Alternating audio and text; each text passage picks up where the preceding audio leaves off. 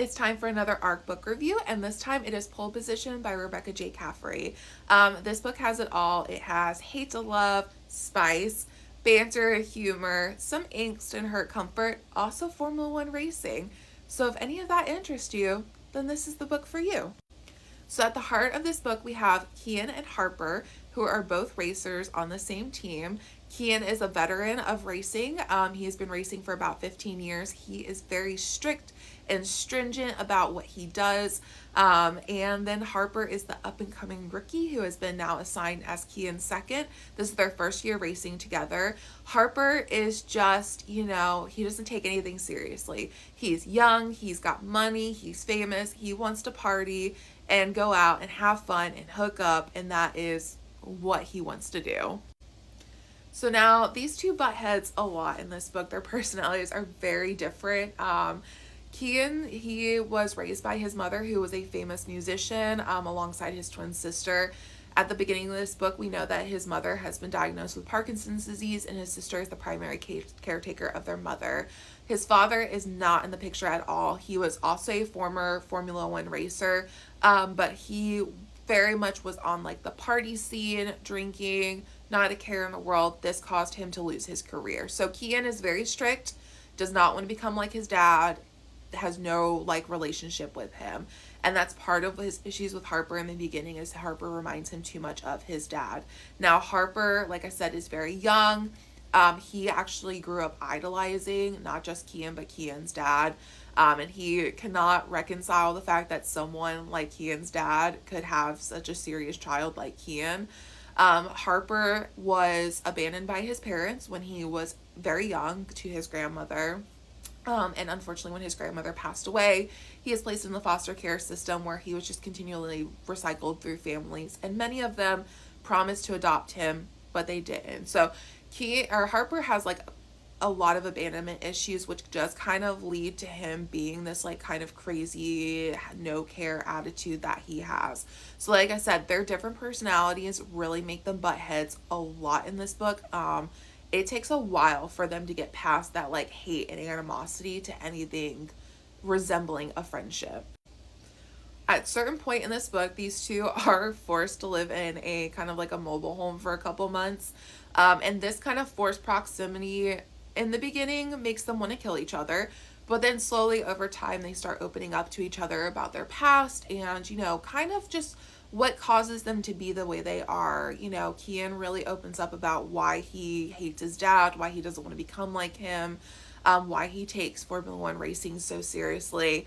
And then Harper over time really starts to kind of realize that, the people around him who are trying to put these like dampers on his personality and stop him from all this excessive partying, it's not so much that they want to be like Debbie Downers. It's really they're just trying to protect him, because they recognize that the path he's going down will make him lose the career he loves so much. So once these two kind of start talking to each other and really kind of opening up and, taking down some of those barriers, they kind of form this like tentative friendship that kind of quickly turns into something more. So let me tell you, once the sparks start flying, they fly. The spice in this was perfect. I never felt like it overtook the rest of the story. It was the perfect and right amount of spice. It was enough to kind of make you interested and make you see like their actual attraction and interest in each other. I think the spice scenes were perfectly played out. Like I said, it does take a while to get there, but once we do, it's well worth the wait. One of the main highlights to me in Pole Position was not only Kian and Harper as characters, but also these side characters that we got to see. So Kian's twin sister, I think she was, even though we don't see a lot of her, the few scenes we do see, we see that she is just very much a caregiver. She's taking care of her mother with Parkinson's, and she's also taking care of her children, while also kind of always being that sounding board for Kian when he needs to talk about anything from racing to these rumors of him retiring to all these issues and what's going on with Harper. So I thought, even though she's not in the book a lot, she's a really good kind of like fleshed out character. We also have Harper's best friend Joe, who he used to kind of have like a hookup thing with. Joe used to be just like Harper, very wild and crazy and always going out to parties.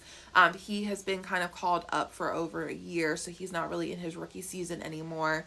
So when Harper comes back, he's expecting his wingman and, party animal friend, but Joe's become more serious. And he's also one of these people who tries to rein Harper in and kind of have these real serious talks with him about you can't keep doing these crazy things because there are so many other guys that they can pull up to take your spot. Now, Joe does kind of have a little secret going on, some sort of relationship we're never told in this book. Hoping we get Joe's book because I really want to know.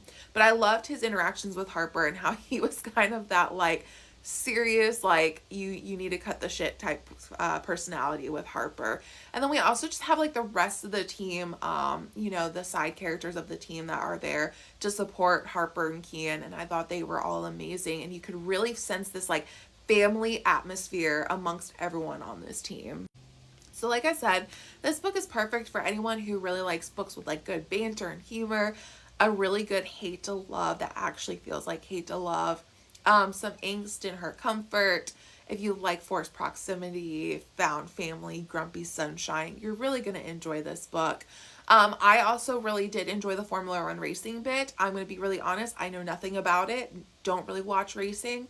But Rebecca does such a good job of explaining it that you never are going to be lost or confused. And the racing stays so focal in this book, which I loved. We never at any point went away from the racing or the racing became like a background to the relationship. It stayed focal and it was a main point for this book. And I really love that we never lost that. So like I said, this book is really great. I couldn't put it down. I read it in a day. It ticked off everything that I really love in a good romance book. And I think it's something that everyone should definitely read.